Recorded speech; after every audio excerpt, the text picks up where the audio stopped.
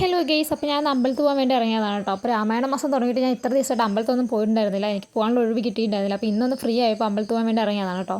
അപ്പോൾ ഞങ്ങൾ വീടിൻ്റെ അടുത്തുള്ള ശിവക്ഷേത്രത്തിലാണ് കേട്ടോ പോയത്. ഞാനും എൻ്റെ സിസ്റ്റർ ലോ ഉണ്ടായിരുന്നു. അപ്പോൾ ഞങ്ങൾ രണ്ടാളും കൂടെയാണ് പോയത്. ഈവനിങ് ടൈം ആയതുകൊണ്ട് അവിടെ എത്തുമ്പോൾ തന്നെ അമ്പലത്തിൽ പാട്ടൊക്കെ വെച്ചിട്ടുണ്ടായിരുന്നു. അത് കേൾക്കുമ്പോൾ തന്നെ ഭയങ്കര പോസിറ്റീവായിട്ടുള്ളൊരു മൈൻഡ് സെറ്റിലായിട്ട് നമ്മൾ വരും. അത് പൊതുവെ അങ്ങനെയാണല്ലോ ഗെയ്സ്. നമ്മൾ ഈ അമ്പലങ്ങളിലൊക്കെ പോയി കഴിയുമ്പോൾ എവിടെ നിന്നില്ലാത്തൊരു എനർജി നമുക്ക് ഫീൽ ചെയ്യുമല്ലേ. പിന്നെ രാമായണ മാസം കൂടെ ആകുമ്പോൾ പറയേണ്ട കാര്യമില്ലല്ലോ. ഈ സമയത്തുകൊണ്ട് അങ്ങനെ അധികം തിരക്കില്ല കേട്ടോ. ഒരു 6:30 നമ്മൾ തിരക്ക് വരുള്ളൂ. കാരണം ആ സമയത്ത് ദീപാരാധനയൊക്കെ. പിന്നെ പുഷ്പാഞ്ജലി കൊടുക്കുക എന്നുള്ള നിർബന്ധമായിട്ടുള്ള കാര്യമായതുകൊണ്ട് വീട്ടിലുള്ള എല്ലാവരുടെ പേരിൽ ഓരോ പുഷ്പാഞ്ജലി അങ്ങോട്ട് കഴിപ്പിച്ചു.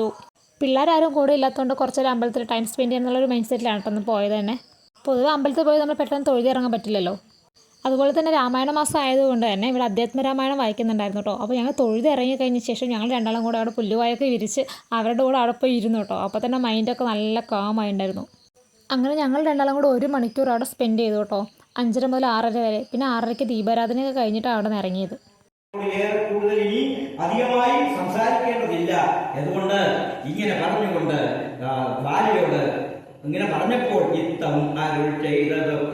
അപ്പോൾ അമ്പലത്തിലെ വിശേഷങ്ങൾ ഇത്രയൊക്കെ ഉള്ളൂ ഗൈസ്. അപ്പോൾ വീഡിയോ ഇഷ്ടപ്പെട്ടെങ്കിൽ എൻ്റെ ചാനൽ ഒന്ന് സബ്സ്ക്രൈബ് ചെയ്യുക, ലൈക്ക് ചെയ്യുക, ഷെയർ ചെയ്യുക.